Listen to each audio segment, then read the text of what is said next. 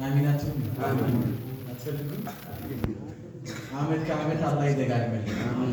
ይሄ ረመዳን ደግሞ እኛን ከጀሃነም እሳት ነፃ የሚያወጣን አላህ ጋር ጥሩ ቀረቤታ የሚያደርገን የሚያገናኘን ከአላህ ጋር ረመዳን አላህ ያደርግልን። ግን ዛሬ ኢንሻአላህ ደርሱን አላህ ካለ አላህ ፍቃድ ከሆነ ከዛሬ ሳምንት ኪታብ ሪያዱስ ሷሊሂን ኪታባችንን ከዛሬ ሳምንት እንጀምራለን። ዛሬ ግን ያው ረመዳን መጣ ረመዳን ወጣ ኖርማል እንዳናደርገው ያ ድባቡ እስካሁን ድረስ ያለብን ሰዎች ላይ አለ። ሸዋል ጾም ያልጨረስን እንኖራለን፣ የጨረስን እንኖራለን። የረመዳን ድባብ ገና ያለቀቀን ሰዎች አለን። አብዛኞቻችን ከረመዳን በኋላ ወዴት አላህ በቁርአን ላይ አይነል መፈር ይላል፣ ወዴት ነው መሸሻው ይላል። ፈአይነ ተዝሀቡን ወዴት ነው የምትሄዱት ብሎ አላህ ጥሪ እያቀረበ ነው። ረመዳን ምን ያህል በእኛ ሀያት ላይ ተጽዕኖ እንደፈጠረ፣ ምን ያህል ልባችንን ንጹህ እንዳደረገ፣ ምን ያህል ከአላህ ጋር እንዳቀራረበን፣ ምን ያህል ብዙ የአላህ ምርጥና ብዙ ባህሪዎችን መተው እንደምንችል የአላህ ምርጥ ባህሪዎች መሆን እንደምንችል ያሳየበት በእኛ ሀያት ላይ ለውጥ ያመጣበት ወር ነው። በረመዳን ውሸት ትተናል። በረመዳን ስርቆት ትተናል። በረመዳን ሱስ አቁመናል። መተው አይቻልም ብለን የምናስባቸውን ነገሮች በረመዳን እንደሚቻል አላህ አሳይቶናል። ረመዳን ትልቅ ትምህርት ቤት ነው። በረመዳን ሰላተል ጀማዓ ያመልጠን ነበር፣ ቁርአን እንቀራ ነበረ፣ እንዘክር ነበር። በረመዳን ሰደቃ እናወጣ ነበር። በረመዳን ሰዎችን መልካም እንውልላቸው ነበረ። ብዙ አይነት ኸይር ነገሮችን በረመዳን እናገኝ ነበረ። ይሄ ሁላችንም ጋር የሚታወቅ ነገር ነው። ታዲያ አሁን ረመዳን ከመጣ በኋላ ይኸው መስጊዶችን እንዳየነው የትኛው ቦታ ላይ የባዩሽን መስጊድ እዚህ ጨምሮ ሁሉም መስጊዶች ላይ ቻው ብሎ ሰው ተሰናብቶ ሄዷል። አላህን ለአንድ ወር ካመለኩት ይበቃኛል። እንደውም አንድ ወር ራሱ እኮ በጽናት አላህን ተገዝተው የቆዩ ሰዎች ጥቂቶች ናቸው። ከረመዳን 15 ቀን ጀምሮ መስጊዶች ባዶ ይሆናሉ። አላህ ወይ ይህን ያህል ጊዜ ከተገዛው ይበቃል ይመስላል። ከአላህ ጋር ያለን ቀረቤታ ምን ያህል እንደሆነ ራሳችንን ምን ገመግምበት ወቅት ላይ ነው አሁን ያለ ነው። በረመዳን ምክንያት መስጊድ የገቡ ሰዎች ወንድሞቻችን እህቶቻችን ብቻ ሳይሆን በረመዳን እና ከረመዳን በኋላ እኛ የመስጊድ ሰዎች ነን ብለን የምናስበው ራሱ በሀያታችን ላይ ለውጡን እዩት። በምን ያህል ርቀት ከአላህ እንደራቅን በእነዚህ ቀናቶች። ረመዳን ከወጣ ዛሬ ስንተኛ ቀን ነው? 8 ነው? 9? ረመዳን ከወጣ እንግዲህ በእነዚህ 10 ቀን በማይሞሉ ቀናቶች ውስጥ ከአላህ ጋር እኛ ራሱ ምን ያህል ርቀናል። ትላንትና ምን ያህል ቀርበን ነበር። ሁሉንም ወር እንደ ረመዳን እያንዳንዱን ነገር እንፈጽማለን መሆን ይቻላል። ከባድ ነው። መጠኑ ቢቀንስም ከዛ ተግባር ግን አለመውጣት ግን ይቻላል አይደለ? የይቻላልን መንፈስን አላህ በእኛ ላይ እንዲሰርጽ ያደረገበት ወር ነው ረመዳን። ይቻላል። ሱስ መተው ይቻላል። እኔ ሲጋራ ሱስ አለብኝ፣ የጫት ሱስ አለብኝ፣ የሐሽሽ የሺሻ ሌላም ነገር ሱስ አለብኝ። በረመዳን ወደን ሳይሆን በግዳችን ተገደን ሱስን ትተናል። መተው የፈለገ በዛው ይቀራል ትቶ፣ መተው ያልፈለገ ግን አዛን ሲል መግሪብ አዛን ሲል ከንፈሩ ላይ ሲጋራ ለኩሶ የሙአዚኑን አዛን ይጠብቃል። ልክ አላሁ አክበር ሲል ክብሪቱ ወይም ላይተሩ አጠገቡ ነው፣ ቢስሚላህ ከቴምር ለሱ እሱ ይሻለዋል። መተው አልፈለገም፣ ፍላጎት የለውም። ተራዊህ አቋርጦ መተው የማይፈልግ ሰው ተራዊህ አቋርጦ ሀድራ ብሎ ጫት ለመቃም ይሄዳል። መተው አልፈለገም። ቀኑን ሙሉ ትቶት የነበረውን ነገር አላህ አስትቶት አላቆት የነበረውን ነገር ማታ ላይ ግን ረመዳን ወጥቷል። እሱ ረመዳን የወጣባቸው ሰዎች ረመዳን ላይ እኮ ረመዳን የወጣባቸው ብዙ ሰዎች ረመዳን ላይ ረመዳን ወጥተዋል። ቀን ቀን በጾም በእንቅልፍ ያሳልፋሉ። ሱቢ ና ዙሁር ና አስርና ያሰልፋቸውና ይተኛል። ከዛ ከመግሪብ አዛን ሲል ቀስቅሱ ይላሉ። መግሪብ አዛን ሲል ይቀሰቀሳል፣ ያፈጥራል። ከዛ በኋላ ካፈጠረ በኋላ በደንብ ሆዱ ከጠገበ በኋላ ዙር የዘበርክ ይሰገዳል፣ አስር የዘበርክ ይሰገዳል፣ ቀዳ ይወጣል። ከዛስ ማታውኑ የምን ተራዊህ የምን ተሐጁድ አታጥብቁ ባካችሁ እያለ ረመዳንን መጀመሪያ ያሰናበተ ብዙ ሰው አሁን ላይ ቢሰናበትም አይገርምም። አሁን ቤተኞች ቀርተዋል አይደለ? ቤተኞች ቀርተዋል። መስጊድ ላይ እንግዶች ወጥተዋል። አላህ ቤተኛ አላህ ያደርገን። አሜን። ሙሽሮች ቀርተዋል፣ ሚዜዎች ወጥተዋል። ጿሚዎች ቀርተዋል፣ አጿጿሚዎች ወጥተዋል። አጃቢዎች አሁን እስካሁን ድረስ ረመዳን ላይ አወል ሰልፍ ለመስገድ ቁርአን ለመቅራት እና አብሽሩ እያሉ ሲገፉ ነበር ጀማዓውን። እነዛ ገፍተው መስጊድ ላይ የሚቀረው ቀርቷል። መጀመሪያም ቤቱ ነዋ አይደለ? መጀመሪያም ቤቱ ነው ቀርቷል። ቤቱ ያልሆነ ግን መስጊድ ቤቱ ያልሆነ ግን መስጊዱ ለቆ ወጥቷል። ቢላህ አለይኩም አሁን ይሄንን ፕሮግራም እኔን ጨምሮ ራሴን ጨምሮ በረመዳን ያየነው ለውጥና አሁን ላይ ያለንበትን ሁኔታ እናውቀዋለን። ሁላችንም ከመስጊድ ጓዛችንን ጠቅልለን የወጣን ሰዎችም እናውቀዋለን ለውጡ።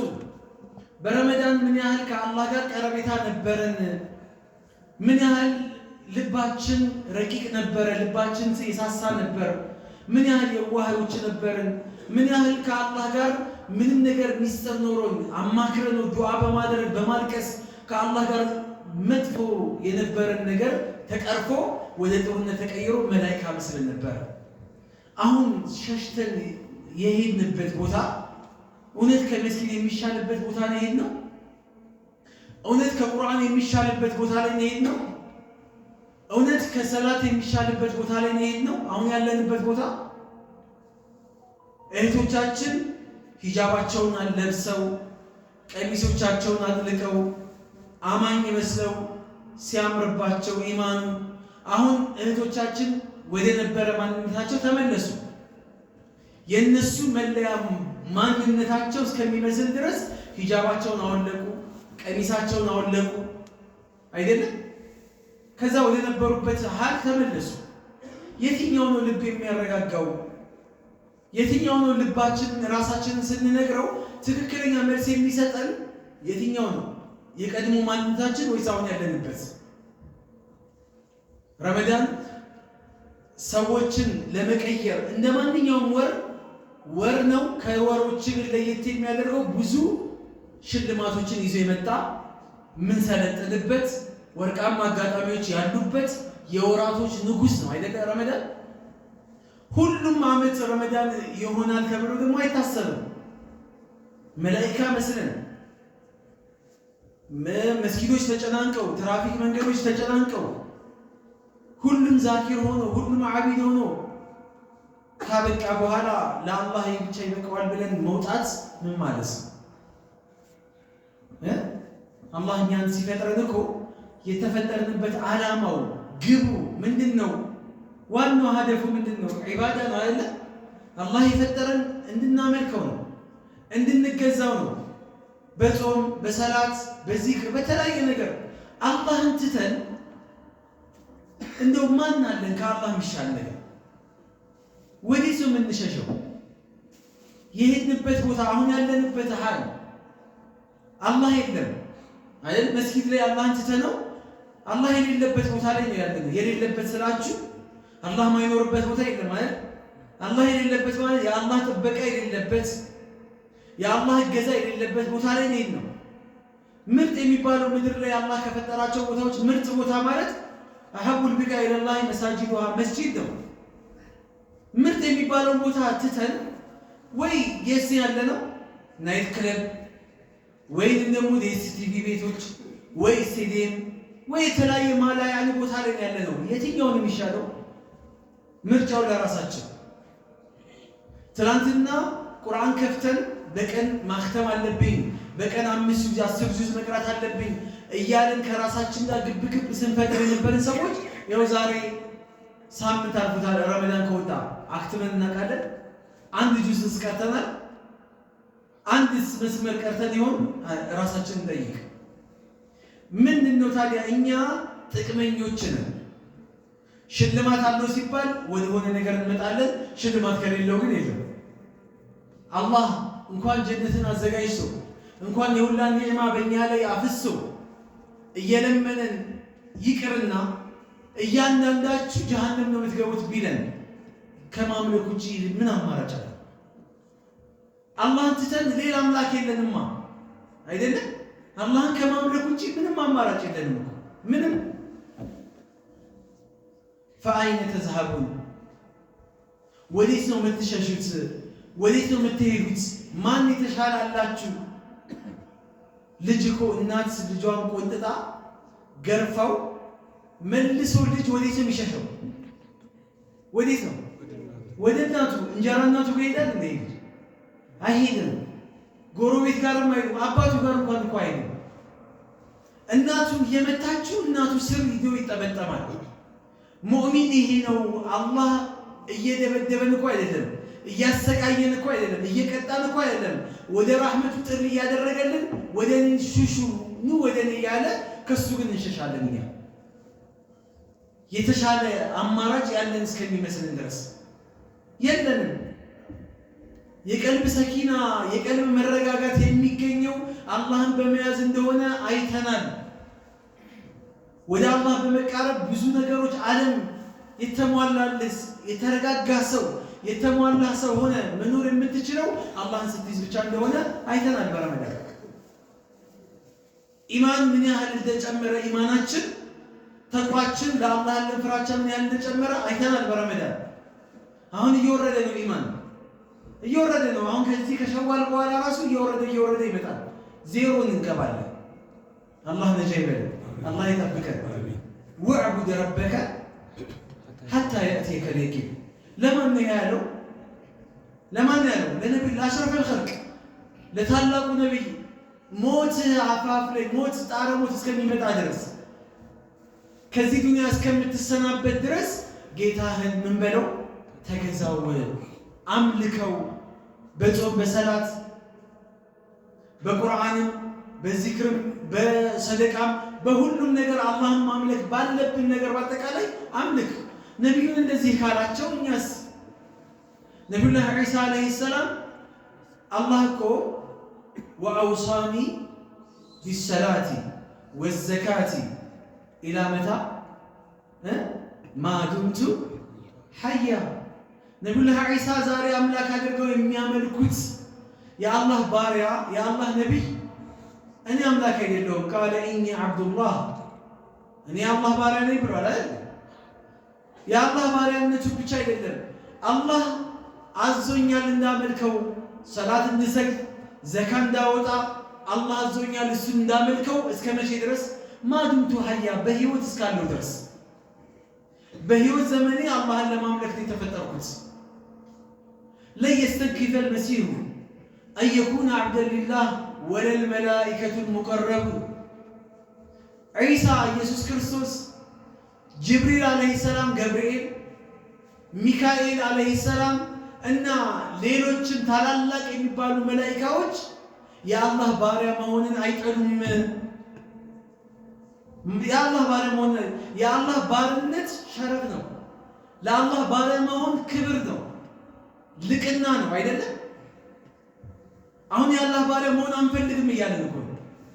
አንፈልግም ያንተ ባሪያ መሆን እያልን ነው። የሸይጣን ባሪያ እየሆንን ነው። ሸይጣንን እያመለክን ነው፣ ወደንም ሳይሆን በግዳችን። በቃል ደረጃ አንናገረው እንጂ ወላሂ ሸይጣንን አምላክ የሆነ ነው። ለምን? ከመስጊድ የሚያወጣው ማን ነው? ሸይጣን ነው፣ እያስወጣን ነው። ሂጃብ አስወልቆ ሴቷ እህቴ ሂጃባን አስወልቆ ዛሬ በሱሪ ጸጉሯ እንዲታይ አድርጎ እንደፈለገች እንድትተረገረግ የሚያደርጋት ማን ነው? ሸይጣን ነው። የአላህ ጥሪ እዚህ ወላሁ የድዑ ኢላ ዳሪ ሰላም፣ ወደ ሰላሙ ሀገር አላህ እየጠራን ነው። ሸይጣን ደግሞ ወደ መጥፎ ወደ ጀሃነሙ ይጠራናል።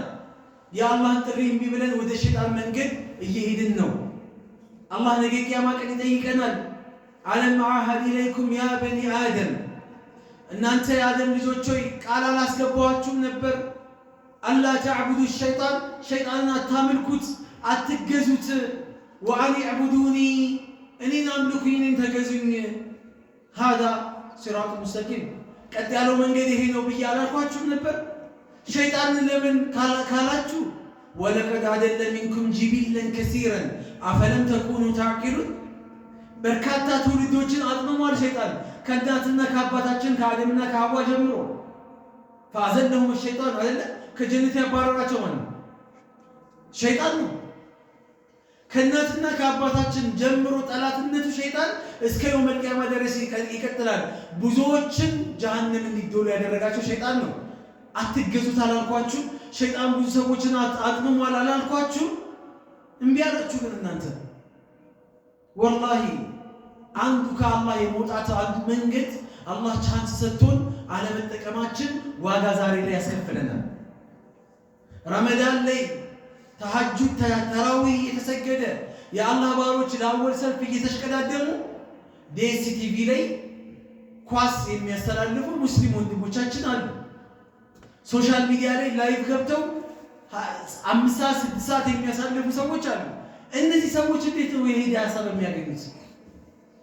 ከረመዳን በፊት የነበሩበትን ሀል በረመዳን እንኳን ስልካቸውን መዝጋት ማስጾም እንኳን አልቻሉ።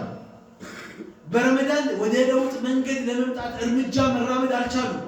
ስንቱን ረመዳን ረግሞት ነው ሄደው እኮ ስንቱን ረመዳን ዝቶበት ነው ሄደው ነገ ቂያማ ቀን እንገናኝ ብሎት ይሄን ረመዳን የቂያማ ቀን እንጂ አናገኘውም። መቼ እንገናኛለን? አንገናኝም ከዚህ ረመዳን ጋር። የቂያማ ቀን ሊመሰክርልን ወይ ሊመሰክርብን እኮ ነው። እጃችን ይዞ ጀነት ሊያስገባል ወይ ጀሃነም ሊከተል ነው። ጌታዬ ወይ መጥቼለት ተጠቅሞብኛል፣ እንቅልፍ ከልክየዋለሁኝ፣ ረሃብ የሚበላውን ከልክየዋለሁ፣ የሚጠጣውን ከልክየዋለሁ፣ ስሜቱን ከልክየዋለሁ። አላሁመ ሸፊዑሁ ፊየ ጌታዬ ወይ እኔን አማላጅ አድርገኝ፣ ልመናዬን ምልጃዬን ተቀበለኝና ጀነት አስገባው እያለ ረመዳን ይማጸንለታል። አለበለዚያ ረመዳን መጥቶ ወንጀሉን ያላስማረው ሰው በአፍቲሙ ተተክሎ ጀሃነም ይግባ ተብሎ ከተባሉት ሰዎች እንሁን አንሁን የት እናውቃለን? እናውቃለን? አናውቅም። የተጠቀመበት ሰው ኸይር የሰራበት ሰው ፈሊሐምዲላህ አላህን ያመስግን። በረመዳን ምንም አልጸጸትም። ይቺን ምታክል ቅንጣት ምታክል ምንም አልጸጸትም ረመዳን በመውጣቱ። ምክንያቱም ሰዓቴን እያንዳንዱን ተጠቅሜያለሁ የሚሉ ኩባሮች እኮ አሉት። መጣላቸው፣ አጋጣሚውን ተጠቀሙበት። ረመዳን መሄዱ ለነሱ ምን ማያስቆጫቸው? ገብታችኋል? የእግር እሳት የሚሆንባቸው ደግሞ ሰዎች ብዙ ሰዎች አሉ። እሱም ኢማን ካላቸው እኮ ነው የሚጸጸቱበት። ኢማን ካላቸው የእግር እሳት ይሆንባቸዋል። አያገኙት ይሄን ረመዳን መጥቶ ወንጀሉ ያልተማረለት የሆነ ሰው ረመዳን መጥቶ ጀነት መግባት ያልቻለ ሰው ከራህመቴ ይውጣ አላህ ነው ያለው። ስንቱ ከራህመቱ ወጥቷል፣ ስንቱ ወጥቷል። ረመዳን ሲመጣ ረመዳን ይዞት የመጣ ሰው አለ፣ ረመዳን ሲወጣ ረመዳን ይዞት የወጣ ሰው አለ። አይደለ? ኩኑ ረባኒ ወላ ተኩኑ ረመዳኒ። አምላካዊ ሁኑ፣ ጌታችሁን አላህ የምታመልኩ ሁኑ እንጂ ረመዳን አምላኪ አትሁኑ። መን ካነ ያዕቡዱ ላህ ፈኢነ ላህ ሐዩን ላ የሙት ወመን ካነ ያዕቡዱ ረመዳን ፈኢነ ረመዳን ቀድ ማት። ቀድ መዳ ረመዳንን የሚያመልክ ረመዳንን ፈልጎ መስጊድ የመጣ የነበረ ሰው ረመዳን ሲወጣ ይኸው አብሮ ወጥቷል። አላህን ፈልጎ የመጣ ሰው በረመዳንም ይግባ ከረመዳንም በፊት ይሁን አይወጣም፣ ከረመዳን ጋር አብሮ አይወጣም። ለምን? አላህ የማይመላለስ ነው፣ ወጣ ገባ ማይል ነው። አላህ ሁሌ ሕያው የሆነ ነው። እኛ አላህ ቃል አስገብቶን ቃላችንን የበላን ሰዎች ነን። አደራችንን የበላን ሰዎች ነን። አደራው የመጀመሪያው አደራ አላህ እኛን ከመፍጠሩ በፊት አባታችንን አደም ፈጥሮ ከጀርባው ዝርያ አውጥቶ ቃል አስገብቷል። እያንዳንዱ ከአደም ጀርባ የሚወጣ ዝርያ ሁላ ቃል ገብቷል። ሁሉም ምንድነው? አለስቱ ቢረቢኩም ጌታችሁ አይደለሁም እንዴ ብሎ አላህ ሲል ቃሉ በላ ሁላችንም አዎ እንዴታ ጌታችን ነህ እንጂ ብለን ቃል ገብተናል ከመፈጠራችን እዚህ ምድር ላይ ከመምጣታችን በፊት። ይሄንን ዛሬ ዓለማችን ላይ ከ20 ሺህ በላይ እምነቶች አሉ። ሁሉም ቃሉን በልቷል። ሙስሊም ነን የምንል ሰዎችም በረመዳን አንዴ በጁምዓ አንዴ ወይም ሲነሽጠን ሲንመረቅን አላህ የምናመልክ ሰዎች ቃላችንን በልተናል። ስፔሻሊ ሙስሊም የሆኑ ሰዎች በቀን 17 ጊዜ በትንሹ ኢያከ ናዕቡዱ ወኢያከ ነስተዒን እያልን ቃል እንገባለን። አንተን ብቻ ነው የምናመልከው። ኢያከ ብሎ በአዳት ወሐስር የሚባል ቃል አለ።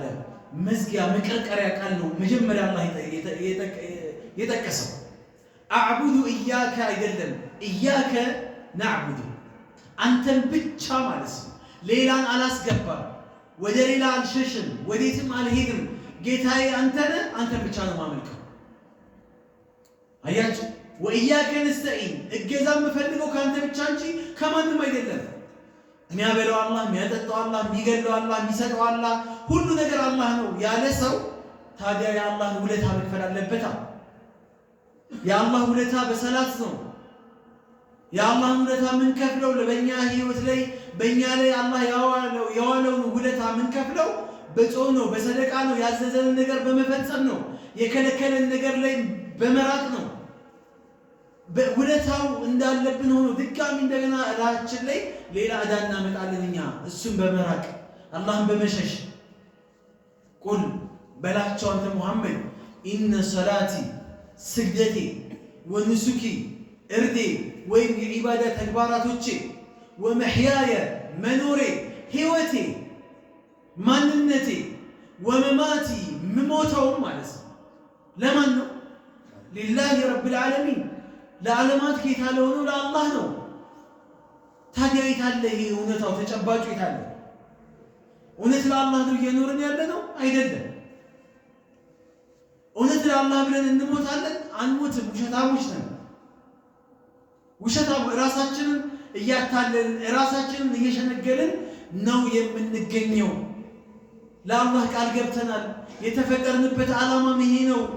ይህንን ዓላማ ግብ ካላደረስን ነገ አላህ ፊት ምንድን ነው የምናደርገው? እስቲ ቢላህ አለይኩም በሰላት ላይ መን ተረከ ሰላተን ዋሂደን አንዲትን ሰላት ሆን ብሎ የተወሰው ፈቀድ ከፈረ ይከፍራል እኮ ከእስልምና ይወጣል እኮ አይደለም። አንድ ሰላት የተወሰው እና ፈከይፈ ቀን ሙሉ ያልሰገደ ሰው 5 አውቃት ሰላት ሳምንቱን ሙሉ ያልሰገደ ሰው ወሩን ሙሉ ያልሰገደ ሰው ዓመቱን ሙሉ ያልሰገደ ሰው ምን ሊባል እንደሚችል አስቡት። ኢማን ያለው ሰው አንድ ሰላት ሲያመልጠው አይደለም ሰላት አው ጀማዓ ሲያመልጠው አይደለም ጀማዓ አወል ሰልፍ ሲያመልጠው ወላሂ ያመዋል፣ ይሰማዋል፣ ልቡ ይቆስላል፣ አላህን ያመፀው ያህል ይሰማዋል። እንኳን አለመስገድ ይቀርና ዑለሞች ሰላት ካለመስገድ ዝሙት መስራት ይሻላል፣ ሰላት ከመተው ስርቆት ይሻላል፣ ወለድ ይሻላል፣ ሰላት ከመተው የወላጅ ሐቅን ማጓደል ይሻላል፣ ሰላት ከመተው ምንም አይነት ወንጀልን መስራት ይሻላል ይላል። ለምን ተብሎ ሲጠየቁ እነዚህ ሁላ ወንጀሎች ወለድ ከእስልምና ያስወጣል፣ ከባድ ወንጀል ነው አይደለም፣ ያስቀጣል። ዝሙት ከባድ ወንጀል ነው፣ ከእስልምና ያስወጣል። ስርቆት ከባድ ወንጀል ነው፣ ከእስልምና ያስወጣል። የወላጆችን ሐቅ ማጓደል ከባድ ወንጀል ነው፣ ከእስልምና ያስወጣል። ድግምት፣ ሲህር መስራት፣ ሌላም ወንጀሎችን ብናይ ከባባድ ወንጀሎች ናቸው። ከባድ ቅጣት ሊጠብቀን ይችላል፣ አላህ ይጠብቀን። ሰላት ግን ከእስልምና ያስወጣል መተው። ፈወይሉ ሊልሙሰሊን ለሰጋጆች ወየሁላቸው እያለ አላህ ሰጋጆችን እያስፈራራ የማይሰግዱ ሰዎችን ታዲያ አላህ ምን ሊያደርጋቸው? ሰጋጆችን ወየሁላቸው አለ። ምን አይነት ሰጋጅ ነው? አለዚነ ሁም አን ሰላቲሂም ሳሁን በሰላታቸው ላይ ግድ የለሽ የሆኑ ሰዎች። ምን ማለት ነው ግድ የለሽ ሲሉ ዑለሞች ሲፈስሩ አብደላህ ኢብኑ አባስ እና እነ ሙጃሂድ ምን ይላሉ? ሰውየው ዙህርን አይሰግድም የአስር ወቅት እስከሚገባበት ድረስ ጠብቆ እንጂ አስርን አይሰግድም መግሪብ ወቅት እስከሚገባ ድረስ። የመግሪብ ወቅት እስከሚገባ ወቅቱ ካለፈ በኋላ ሰላት ይሰግዳል ሰውየው። ሰላቱን ሰግዷል፣ ወቅቱ ላይ ግን አይደለም የሚሰግደው።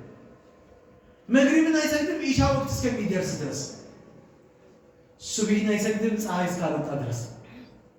ስንቶቻችን ፀሐይ ከወጣ በኋላ አርፍደን 1 ሰዓት 2 ሰዓት 3 ሰዓትን የሚሰግድ ሰው አለ ሱብሂ አይደለም? ስንቶቻችን በዚህ ነገር ላይ ተሸንግለናል። ፈወይሉ ሊልሙሰሊን ያላቸው ወየሁላቸው ዋዲን ፊ ጀሃነም፣ ጀሃነም ውስጥ ያለ ትልቅ ሸለቆ ነው። ወይል የሚባል የጀሃነም ሸለቆ ነው። ለነማን የተዘጋጀው? ሰላት ሰግደው ሐቁን የሰላቱን ወቅት ሐቁን ያልጠበቁ ለሆኑ ሰዎች። ጭራሽ ያልሰገዱ ሰዎችስ ሱሐቦች ይላሉ ታቢዒኖች ሲናገሩ፣ ሰለፎች ሱሐቦች በምንም ነገር ላይ አንድ አይነት አቋም ኖሯቸው አያውቅም። በሰላት የማይሰግድ ሰው ላይ ካፊር በሚለው ላይ ሁሉም ሱሐቦች ተስማምተዋል። ከዛ ውጭ ያለ ጉዳይ ላይ ግን አንዱ ሱሐባ ይቻላል፣ አንዱ አይቻልም ይላል፣ አንዱ ካፊር ነው አይከፍርም ይላል። የተለያየ አቋም አላቸው። ሰላት የማይሰግድ ጉዳይ ላይ ግን 140 ምናምን ሺህ ሱሐቦች አሉ፣ ኺላፍ የለባቸው። አያችሁ፣ አላህን የሚተው የሆነ ሰው ላይ ምንም አይነት ድርድር የለባቸው። አላህን መርሳት፣ አላህን መተው በዓመት አንድ ጊዜ እንጂ አላህን የማያስታውሱ ሰዎች፣ አላህን በሳምንት አንድ ጊዜ እንጂ የማያስታውሱት ሰዎች፣ አላህ እስትንፋሳችንን ቢይዘንስ በዓመት አንዴ ነው እንድንተነፍስ አላህ የፈቀደልን? በሳምንት አንዴ ነው እንዴ አላህ በእኛ ህይወት ላይ ውለታው ያለብን ነው እንዴ? አይደለም። ዴይ ቱ ዴይ በየሰከንዱ በየማይክሮ ሰከንዱ ከዛም ባነሰ ፍጥነት አላህ በእኛ ህይወት ላይ ውለታው አለብን። ከፍለነው አንጨርስም። ወማ ቢኩም ሚን ኒዕመቲን ፈሚነላህ፣ ማንኛውም ኒዕማ ጸጋ ከአላህ የመጣ እንጂ ከማንም አይደለም። ወኢን ተዑዱ ኒዕመተላሂ ላ ተሕሱሃ፣ የአላህን ጸጋ ብትቆጥሩት አትዘልቁትም። ዛሬ አይደለም የአላህ ጸጋ የአላህ ውለታ ታክሲ ላይ የታክሲ አተክ ልብስ ቀይረህ ሄደክ ረዳቱ የታክሲ ገንዘብ አምጣ ሲል ውሃ ሲውጥህ ግራ ሲገባ የሆነ ሰው ከፈልልህ አይደለ 10 ብር። ያን ውለታ መቼም አትረሳውም እኮ። ትረሳዋለህ? አትረሳውም። ችግሩ ለችግርህ የደረሰልህ ሰውዬ ዕዳ ኖሮብህ ዕዳን የከፈልልህ የሆነ ሰውዬ በህይወት ዘመንህ አትረሳውም። አላህ ባንተ ላይ ምን ያላደረገልህ ነገር አለ? ምን ያልዋለልህ ነገር አለ? ምን ያጓደለብህ ነገር አለ? ታዲያ ለምን ረሳነው አላህን? ለምን ተውነው አላህን? የተሻለ አላህ አግኝተን ነው? ከአላህ የተሻለ አምላክ አግኝተን ነው? ከአላህ ወዴት እንሸሻለን? አላህን ትተን ማን አለን ከአላህ ውጭ? ቢላህ አለይኩም ማን አለን? ወዴት እንሄዳለን? የዓለም ህዝብ በአጠቃላይ ቢሰባሰብ፣ ስልጣን በእጅህ ቢገባ፣ ዱንያ በእጅህ ቢገባ፣ ምንም አይነት ነገር ባንተ ላይ ቢሰፍር፣ ምንም የዱንያ በአጠቃላይ ዘውድ ጭንቅላት ላይ ብትጫን፣ አላህ ከሌለህ ባዶ ነህ አይደለም? አላህ ከሌለህ ባዶ ነህ፣ ወላሂ ባዶ ነህ። አላህ ካለህ ግን ማንም ባይኖርህ ግን ሙሉ ነህ። ምንም አልጎደለብህማ። አላህን ያዘ ምን ይጎልበታል? ምን ይጎልብሃል? ሰዎች ዛሬ የተንጣለለ ቪላ ቤት ላይ እየኖሩ ቤተ መንግስት ውስጥ እየኖሩ በጥበቃ እየተንቀሳቀሱ ሞዴል ዘመናዊ መኪና በየጊዜው በተፈበረከ ቁጥር መኪና እያሽከረከሩ ለዛውም በሹፌር ምግብ እያማረጡ እየበሉ ዛሬ በሉትን የዛሬ ወር ነው ድጋሚ ምናልባት ከደገሙት የሚበሉት። ልብስ በማች እየለበሱ ምንም እያደረጉ ደስታ የሚባል ነገር ግን የላቸው። ለምንድን ነው የሌላቸው? እስቲ ንገሩ። ለምንድን ነው የሌላቸው? አላህ የላቸውማ። አላህ ከሌለ ባዶ ነህ፣ ቀፎ ነህ። ዛሬ ደሳሳ ጎጆ ላይ ሰው ተኝቶ ትልቅ አፓርታማ ትላልቅ ህንፃዎች ላይ ትናንሽ የዘበኛ ቤቶች አሉ አይደል? ጥበቃ ቤቶች አሉ። ጥበቃው የሚተኛውን እንቅልፍ አስጠባቂው ግን አይተኛውም። ያን እንቅልፍ ጥበቃው የሚበላውን ምግብ አስጠባቂው ግን ያን ምግብ እንዳይበላ አላህ ከልክሎታል። የተለያየ የበሽታ ማዕት አምጥቶበታል አላህ። ቁጣውን በአንድም ሆነ በሌላ መንገድ ቁጣውን በእኛ ላይ አላህ ያመጣል። እርምጃውን በእኛ ላይ አንድ ሁለት እያለ አላህ ያከታተልብናል። ይሄውን የሚያደርገው ግን ጣልቶን እኮ አይደለም፣ አላህ እንድንመለስ ፈልጎ ነው። ወኡምሊ ለሁም ችላ እላቸዋለሁ አለ አላህ። አይቼ እንዳላየ አልፋቸዋለሁ አለ። ሰምቼ እንዳልሰማ ሆናቸዋለሁ አለ። ባሮቼ ሲያምፁኝ ሲተውኝ ዝም እላቸዋለሁ፣ አባብላቸዋለሁ። እምቢ ካሉ ግን በዛው ባመጻቸው ከቀጠሉ ግን ኢነ ከይዲ መቲን አያያዘ ተንኮሌ ከባድ ነው አለ አላህ። ከያዝኩ አልለቅም። አላህ ከያዘ አይለቅም። አላህ ከያዘ አይለቅም። አላህን ከረሳ ነው ኢብኑል ቀይም አለይሂ ረህመቱላህ አላህን የሚረሱ ሰዎች የመጀመሪያ ቅጣታቸው ይላሉ፣ ትልቁ ቅጣታቸው አላህ ራሳቸውን እንዲረሱ አላህ ያደርጋቸዋል። ያ አዩሀ ለዚነ አመኑ ላ ቱልሂኩም አምዋሉኩም ወላ አውላዱኩም አን ዚክሪላህ። እናንተ ያመናችሁ ሰዎች ልጆቻችሁ ስለበዙ፣ ገንዘባችሁ ካፒታላችሁ ስለበዛ እኔን ከማስታወስ እንዳያታላችሁ አለ አላህ። እንዳትታለሉ፣ በኔ ማንንም አትቀይሩ አለ አላህ። በኔ ማንንም እንዳይሸነግላችሁ፣ እኔን እንዳይሸነግላችሁ በኔ ማንንም አትለውጡ ብሏል አላህ። አላህ ተናገረ። የጀነት ሰዎችና የጀሃነም ሰዎች አይስተካከሉም አይደል? አይስተካከሉም። ወላ ተኩኑ ከለዚነ ነሱላህ ፈአንሳሁም አንፉሰሁም። እንደነዚያ ሰዎች አትሁኑ ባሮቼ ያለ አላህ። እንደነማን ናቸው እነዛ? እንደነዚያ እኔን እንደረሱኝ ሰዎች ነሱላህ። አያችሁ፣ ከለዚነ ነሱላህ አላህ እንደረሱ ሰዎች ከዛ ምን አደረጋቸው አላህ? ፈአንሳሁም አንፉሰሁም፣ ነፍሳቸውን እንዲረሱ አላህ አደረጋቸው። እብድ ያደርግሃል አላህ። ወላሂ አላህን ስትረሳው አእምሮህን ይወስድብሃል አላህ። አእምሮ የተወሰደበት ሰው ራሱን ያውቃል፣ የሚበላውን አያውቅም። ይህ ሀገራችን ላይ አእምሮ ህሙማን የሆኑት ሰዎች ምናምን ተዋቸው፣ እንደ ሸሪዓ ነውና እንደ ሸሪዓ አቅላቸው የተነኩ ሰዎች የሚበሉትና የማይበሉትን አያውቁም፣ አይለዩም። የእኛ ሀገር እኮ እብድ የምንለው አካል እኮ ህሙማን ክላክስ ቅጥቅ ስታደርግለት እኮ ዘሎ ይወጣል።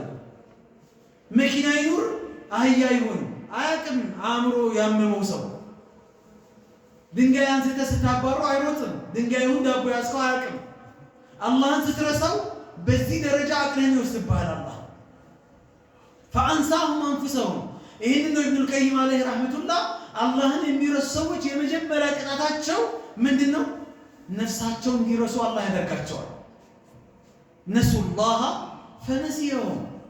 ሌላ ቁርአን ላይ ሌላ ሱራ ላይ አላህን ሲረሱ እኛም ረሳናቸው አለ አላህ። ያ አላህ አላህ ከረሳን እንደምንሆን ታውቃላችሁ? ጀሃነም ይወረውረንና አላህ ከዛ በኋላ ምን አይነት ሐል ላይ እንዳለን ቼክ አያደርገንም። ምን ይውጠናል ታዲያ? ማንም ያስታውሰን?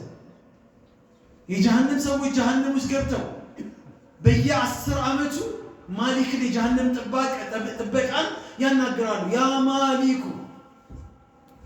አንተ ማሊክ ሆይ፣ አንተ የጀሃነም ዘበኛ ሆይ፣ ኡድዑ ለና ረበክ ዩኸፊፍ ዐና የውመን ሚነል ዐዛብ። አረ ጌታህን ጥራልን፣ እንደው ቅጣቱ የጀሃነምን ቅጣት አንድ ቀን ብቻ ገለል ያደርግልን። አንድ ቀን ብቻ ነው የሚመኙት፣ አንድ ቀን። ዘላለም ተብለው ነው የገቡት እኮ ጀሃነም። ግን አንድ ቀን ብቻ እንደው እረፍት እናገኝና ከዛ በኋላ ይቅጣሉ ይላሉ። ማሊክ ይመልስላቸዋል። ዝም በሉ እናንተ እዚህ ውስጥ ዘው ታሪናችሁ መውጣት የለም መውጣት። አላህን የሚረሱ ሰዎች በሌላ መንገድ አላህ የሚቀጣቸው በምንድን ነው ታውቃላችሁ? በቃ አላህ በጣም ይወደናል ብለው እስከሚያስቡ ድረስ ያደርጋቸዋል። ፈለማ ነሱ ማ ዙኪሩ ቢህ፣ እኛ የገሰጽናቸውን ነገር ሲረሱ አለ። እኛን ሲረሱ፣ ቁርአንን ሲረሱ፣ ኢስላምን ሲረሱ ምን እናደርጋቸዋለን? ፈተሕና አለይህም አብዋበ ኩል ሸይ፣ የሁሉንም ነገር ኒዕማ ሁላ እንከፍትላቸዋለን አለ። ኒዕማ የተባለ ሁላ አላህን ረሳህ አይደለም? መኪና አይተኸውም አታውቀው፣ አለመኸውም አታውቀው፣ መኪና ትነዳለህ። አላህን ረሳኸው አይደለም? ዱንያውን ይከፍትልሃል። አስመጪና ላኪ ትሆናለህ። አላህን ረሳህ ልጅ በልጅ አላህ ያደርግሃል። አላህን ረሳህ አይደለ ሁሉ የራቀህ ኒዕማ ሁላ ይመጣል። ሐታ ኢዛ ፈሪሁ ቢማ ኡቱ አለ። ከዛ በኋላ በተሰጣቸው ነገር በጣም ከአቅም በላይ ደስተኛ የሆኑ ደስታቸው እየጨመረ ሲመጣ አኸዝናሁም በግተተን ፈኢዛ ሁም ሙብሊሱን አለ አላህ። በድንገት እንይዛቸዋለን፣ የዛኔ ተስፋ ይቆርጣሉ አለ አላህ። ድንገተኛና አምጥተን እንይዛቸዋለን። ድንገተኛ አያያዝ በዚህ ቢዚ እንዲሆኑ ፈላ ቱዕጅብከ አምዋሉሁም ወላ አውላዱሁም አላቸው ለነቢዩ ዓለይሂ ሰላም። ገንዘባቸው ከሀገር ሀገር መሽከርከራቸው የተለያየ መኪና መንዳታቸው እንዳይገርም እንዳይደንቅህ፣ የሀብት ማማ ላይ መሰቀላቸው እንዳይገርምህ። ኢነማ ዩሪዱ ላሁ ሊዩዐዚበሁም ቢሃ ፊል ሐያቲ ዱንያ ወተዝሀቅ አንፉሱሁም ወሁም ካፊሩን። አላህ በገንዘባቸው ሊቀጣቸው ፈልጎ ነው። በልጆቻቸው ሊቀጣቸው ፈልጎ ነው። በሀብታቸው ሊያሰቃያቸው ፈልጎ ነው።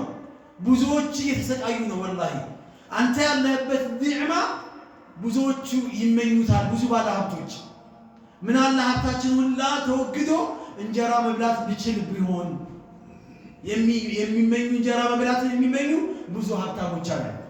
ምን አለ በቢሊዮን የሚቆጠር ገንዘብ ሰጥቼ አንድ ቀን እንኳን እንቅልፍ በተኛውኝ ብለው የሚመኙ ብዙ ባለ ሀብቶች አሉ። አላህ እየቀጣቸው ነው። አያችሁ በገንዘባቸው። ቅድም እንዳልኳችሁ ዘበኛው ተኝቷል፣ እነሱ ግን የላቸውም። ቀን ሙሉ ሌሊቱን ሙሉ እንቅልፍ የሚባል ነገር በአይናቸው ዞር አይልም። በእንቅልፍ ኪኒን እየተኙ ያሉ ብዙ አሉ የሚሰቃዩ። ለሰራተኞቻቸው በሬ እያረዱ እያበሉ እነሱ ቁጭ ብለው ውሃ ዳቦ በውሃ በሻይም እኮ አይደለም ዳቦ በውሃ እየነከሩ የሚበሉ አሉ። አላህ ሻይንም ከልክሏቸዋል። ሽሮንም የከለከላቸው ሰዎች አሉ። ለምን? ለህይወታቸው ይሰጋሉ። ቢበሉ ኮሌስትሮል በሉ፣ ስኳር በሉ፣ ጉበት በሉ፣ የሆነ ነገር በሉ ምናምን የበሽታ ሜኑ ያለው እነሱ ላይ ነው፣ ሀብታም ላይ ነው። ሁሉንም ማለት አይደለም። እሺ ይሄ አላህን የረሱ ሰዎች በዚህ ፈተና አድርጓል። አያችሁ ኢነማ ዩሪዱ ላሁ ኢነማ ሸርጥ ነች። ይሄን ገንዘብ የሰጠዋቸው በዚህ ሸርጥ ነው የሚለው አላህ። በዚህ መስፈርት ነው። በምን? በገንዘባቸው ቢዚ ሆነው ጭራሽ ሙሉ በሙሉ ሁሉን ኸይር የተባለ ነገር እንዲረሱት ነው ቢዚ የሚሆኑት በገንዘባቸው። ብዙ ሰዎች ትናንትናቸውን ረስተው ዛሬያቸው ላይ ደርሰው የትናንትና ምኞታቸው ዛሬ አላህ አሳክቶላቸው ዛሬ አላህ ገንዘብ ሲሰጣቸው አላህ የረሱ ሰዎች አሉ። አይደለም? ብዙ ሰዎች አሉ ለአላህ ቃል ገብተው ትናንትና ስቅስቅ ብለው ሲያለቅሱ የነበሩ ሰዎች ያ አላህ ሀብታም አድርገኝ፣ ሀብታም ካደረከኝ የቲም እረዳለሁ፣ መስጊድ እገነባለሁ፣ እንዲህ አደርጋለሁ የሚሉ ብዙ ሰዎች ነበሩ። ሀብቱ መጣሙ አይደል? የለም አላህ የምን አላህ ረሱት አላህ ተውት አላህ። ምናልባት አላህ ሀብቱን ያቆየብን እኮ እንዳንተው ፈልጎ እኮ ሊሆን ይችላል እኮ እንዳንማረር። ወላሂ ዛሬ ሰማሁትን አንድ ታሪክ ልንገራችሁ። ዛሬ ሰማሁት ወደዚህ ስመጣ አንድ ሰውዬ በጣም ድህነት የሚያሰቃየው ደሃ ነበርኩኝ፣ ሌሎች እንዲማሩበት ሼር አድርጉልኝ ብሎ ነው የሚያወራው። እልም ያልኩኝ ደሃ ነበርኩኝ።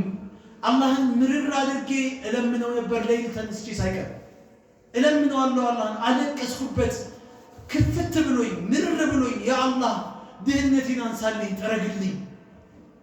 ከዛ ለአላህ ቃል ገባሁኝ፣ ተሳልኩኝ። ስለት ሀብታም ካደረከኝ ምን አደርጋለሁኝ? መስጊድ እገነባለሁ፣ የቲም ማዕከል እገነባለሁ፣ የቲሞችን እረዳለሁ፣ ምስኪኖችን እረዳለሁ። እንዲህ ኸይር ቦታ ላይ ነው የምገኘው። ሀብታም ብቻ አድርገኝ። ጠዋት ማታ ጭንቀቴ ሀብት ብቻ ነው። የትኛውም ሰዓት ላይ ሀብት ብቻ ነው። ከሀብት ውጭ የሚታየኝ ነገር የለም። አላህ ሰጪ ነውና ሰጠኝ፣ ዱንያውን ዘረገፈልኝ አለ። ወላሂ ያገኘዋት ዱንያ የሆነች ሰበብ አድርጎ የከበረ ድንጋይ ዳይመንድ አላህ የሱን ሰበብ አድርጎ እጁ ላይ ያስገባለት። በዛም አለ በዚህ በሚሊዮን የሚቆጠር ገንዘብ ማፈስ ጀመርኩኝ አለ። ብራንድ የሆነ ልብስ ነው የምለብሰው፣ ጫማ የምለብሰው፣ ሞዴል የሆኑ መኪኖችን ማሽከርከር ጀመርኩኝ። እናት የሆነች ምርጥ የሆነች ቆንጆ የሆነችና በጣም ታታሪ የሆነች ሚስት ደግሞ አላህ ሰጠኝ። ግን ለአላህ የገባሁትን ቃል ቀስ ቀስ እያልኩኝ ዱንያው ቢዚ ያደረገኝ መጣ። ከሰላት ዱንያው ቢዚ ያደረገኝ፣ ቁርአን ከመቅራት ይሄ ዱንያ ቢዚ ያደረገኝ፣ አስመጪና ላኪ ባለ ፋብሪካ ባለ ካምፓኒ ሆነ። አላህን በምን ቀየረው? በገንዘብ እየታወቀ ይመጣል። ከዛ ሙድ ለመውጣት ግን ከበደኝ አለ። ዱንያውን ትቼ እንዴት አለ ወላሂ ይላል ሲናገር ድራግ የሚጠቀሙ ጓደኞቼ ጋር ሄጄ ከነሱ ጋር አባል ሆንኩኝ አለ። ድራግ መጠቀም ጀመርኩኝ አለ። ናይት ክለብ መዋል ጀመርኩኝ አለ። መጠጥ ጀመርኩኝ አለ። ገንዘብ እኔ ጋር ነው ያለው፣ ጓደኛ እኔ ጋር ጓደኞች አሉ፣ እኔ ጋር ገንዘብ አለ፣ እጋብዛለሁ። ናይት ክለብ ያ አዘግቶ ይጋብዛል የፈለገው ነው። አላህን በዚህ ደረጃ ማመን ጀመርኩኝ። ይታወቀኛል አለ። መውጣት ግን ከበደኛል። የውም ሚነል አያም ሰክሬ የመጣሁኝ ሚስቴ አይበቃህም ወይ አለችኝ አለ። ዝም በይ አልኩና እንጨት አመጣሁና በእንጨት አናቷን አልኳት። በቃኝ ብላ ያንተ ጉዳይ በቃኝ ብላ ጓዟን ጠቅልላ ወደ ቤተሰቦቿ ጋር ሄደች። ሚስቴን አጣሁኝ አለ። ወላሂ እያየሁት ዱንያዬ እያየሁት መውረድ ጀመራል። ስራ ፌል አደረገብኝ አለ። ቀነሰብኝ። ከሚስት አልሆንኩኝ፣ ከሰው አልሆንኩኝ፣ ከአላህ አልሆንኩኝ፣ ከማንም ሳልሆን ይኸው ባክኝ ይቀረሁኝ። ብዙ አይነት ሰዎች አሉ። አላህ ከተረሳ እንዲህ ነው። አላህ በምን እንደሚበቀልን አናውቅም። ሰዎች ዛሬ የተለያየ ነገሮች ስላላቸው አላህ የወደዳቸው ይመስላቸዋል አይደል? ሱረቱ ተውባ ላይ የተገለጸ እኮ አንድ ሷሃባ መሳይ የነበረ አንድ ሰው ከሷሃቦች መካከል የነበረ አንድ ሰው አለ።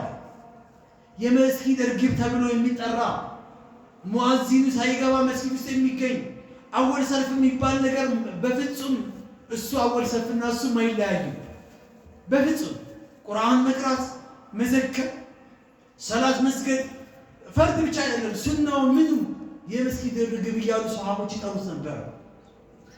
ከዛ ግን በጣም ድህነት አስቸገረኛልና የአላህ መልእክተኛ ጋር መጣና ይሄ ሰውዬ መጣና ጠየቃቸው። አንተ የአላህ መልእክተኛ ሆይ ዱዓ አድርጉልኝ፣ አላህ ሀብታም ያድርገኝ፣ አላህ ይልቀቅልኛል። ተው ያለህበት ይሻላል አሉት። አንዳንዱ ደግሞ ሰዓለባ ይባላል ይላሉ። ሷሃባ ነው ሰዓለባ ይባላል ተብሏል።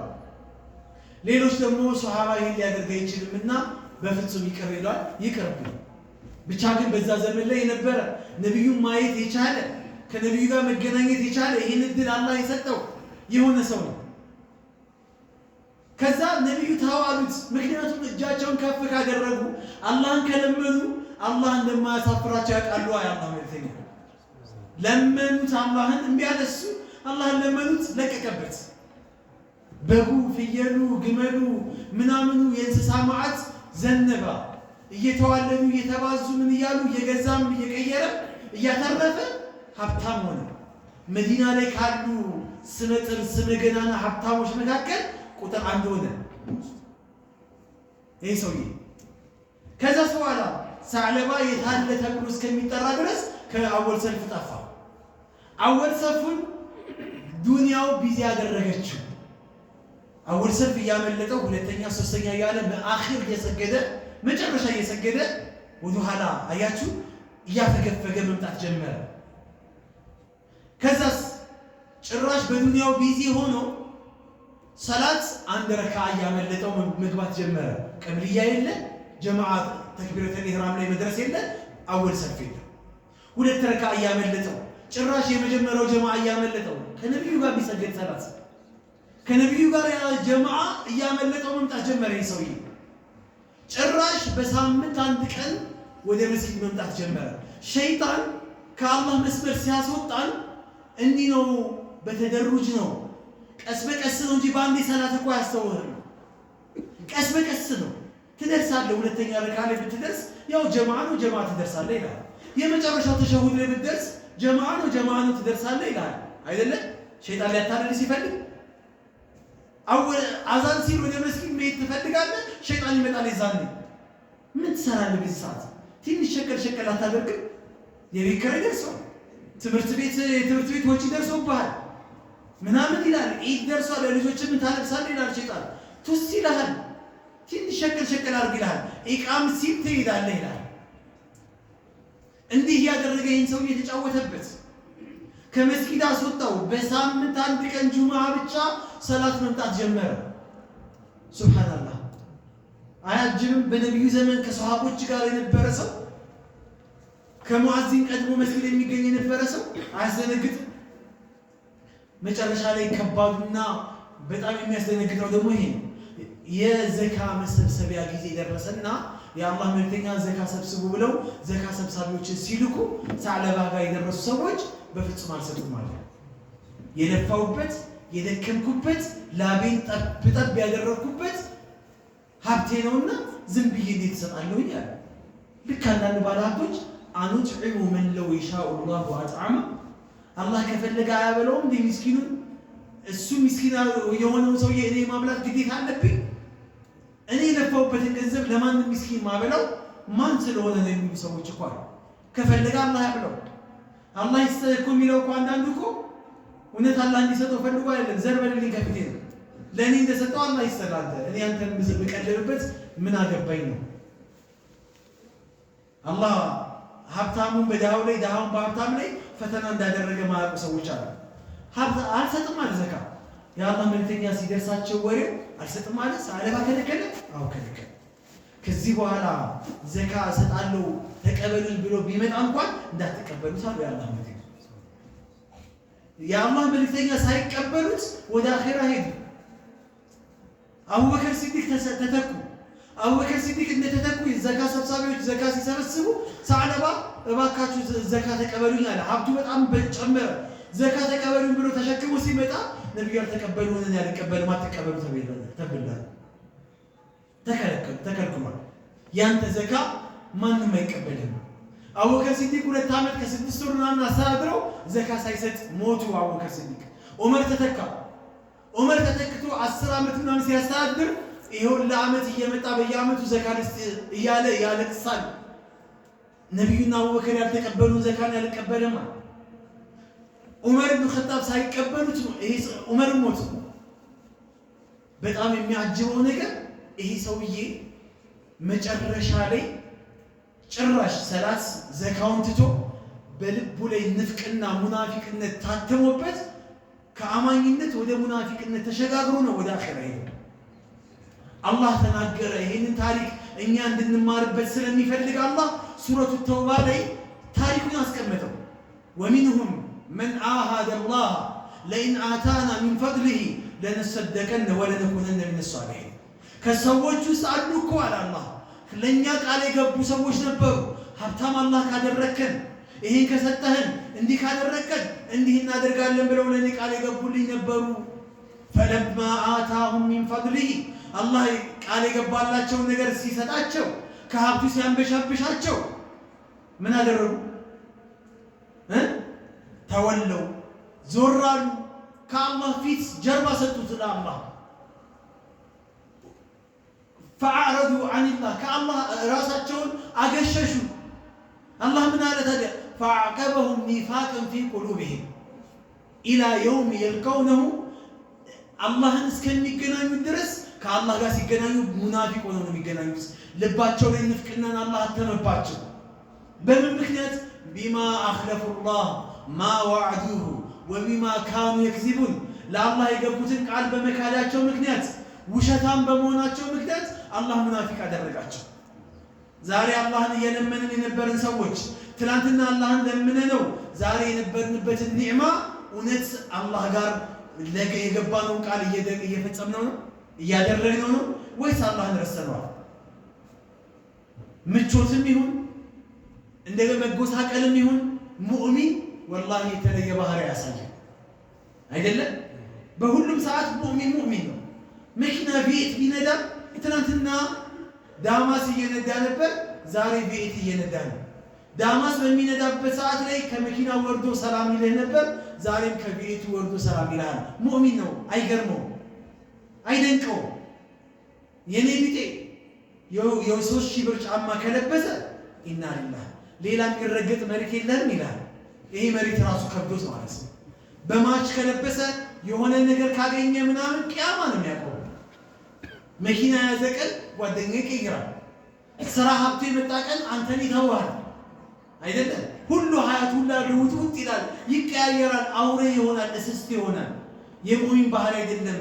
ሙእሚን በከፈው ሰዓትም አላህ አላህ ይላል፣ በደላው ሰዓትም አላህ አላህ ይላል፣ ሲታመምም አላህ አላህ ይላል፣ ሲድንም አላህ አላህ ይላል። ሙእሚን እስር ቤትም አላህ አላህ ይላል። በኖርማል ሰዓት የትኛውን ቦታ ላይ ከሀገር ሀገር ሲሽከረከረ አላህ አላህ የትኛውን ቦታ ላይ የመጨረሻ ማሳረጊያ ማደርገው ተዓረፍ ኢለላህ ፊረኻ የዕሪፍከ ፊሽዳ።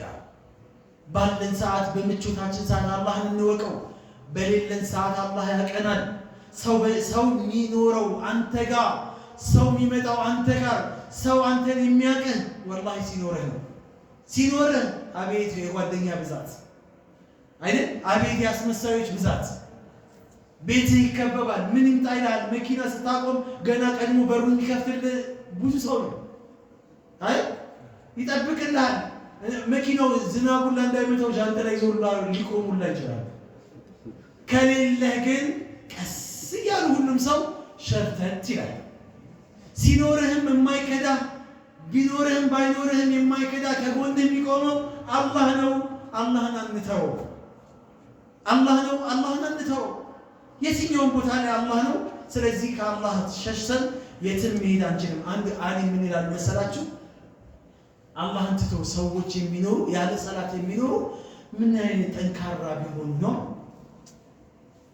እንዴት ይኖራል? እንዴት መኖር ያስችላል? አያስችልም።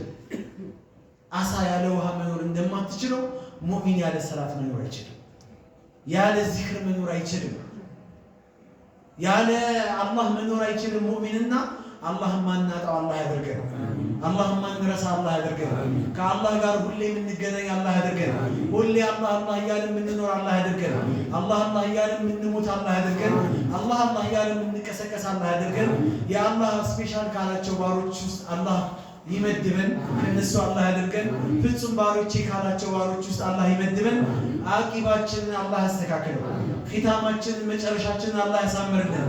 በላ ኢላሃ ኢለላህ የምንሞት አላህ ያደርገን። በነቢዩ ሱና የምንሞት አላህ ያደርገን። በዚሁ ላይ የምንቀሰቀስ አላህ ያደርገን።